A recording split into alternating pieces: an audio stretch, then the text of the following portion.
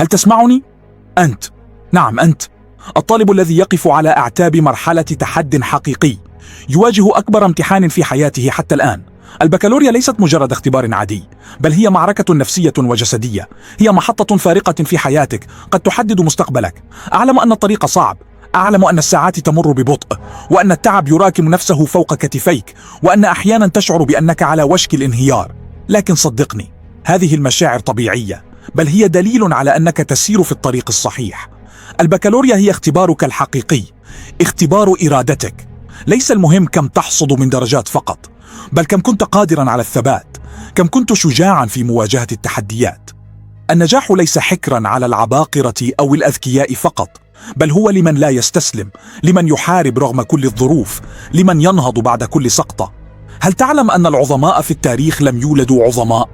بل كانوا أشخاصا عاديين واجهوا الفشل مرات ومرات، لكنهم رفضوا الاستسلام. هم من قالوا: سأجرب مرة أخرى، سأبذل مجهودا أكبر، لن أدع أي شيء يوقفني. هذه السنة ليست فقط اختبارا للمعرفة، بل هي اختبار للإصرار، للانضباط، للثقة بالنفس.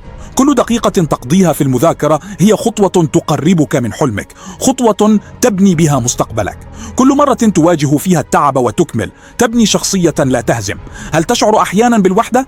أنت لست وحدك، ملايين الطلاب حول العالم يمرون بنفس التجربة، يحملون نفس الأحلام ويخوضون نفس المعركة، لكن الفرق بينك وبينهم هو قرارك اليوم، قرارك بأن تكون الأفضل. لا تخف من الفشل، الفشل ليس عدوك، بل هو معلمك، هو من يعلمك أين أخطأت ويعطيك الفرصة لتصحح، لتتعلم، لتصبح أقوى. الذين يخافون من الفشل لا يحققون شيئا.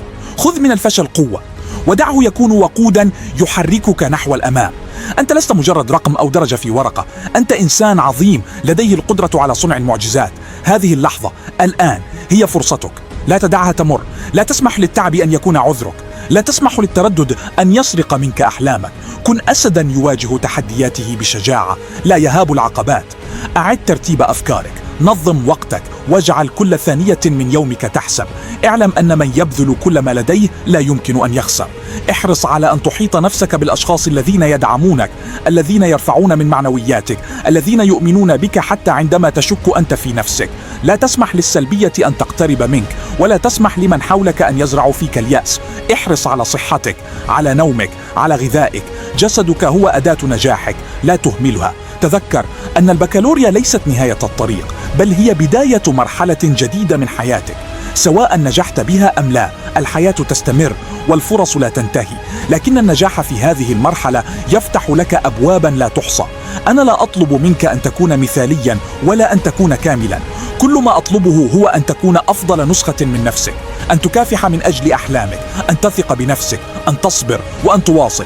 في النهاية أنت وحدك من يكتب قصتك، فلتكن قصة نجاح، قصة كفاح، قصة إصرار لا مثيل له، وأنت قادر على ذلك. لا تشك في ذلك للحظة واحدة. هل أنت مستعد الآن؟ هل أنت مستعد لأن تجعل هذه السنة هي السنة التي تغير حياتك؟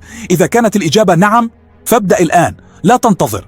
خذ كتابك، اجلس، ابدأ في التعلم، في القراءة، في المراجعة. لا تترك لحظة تضيع بلا فائدة. هذه هي فرصتك، هذه هي لحظتك.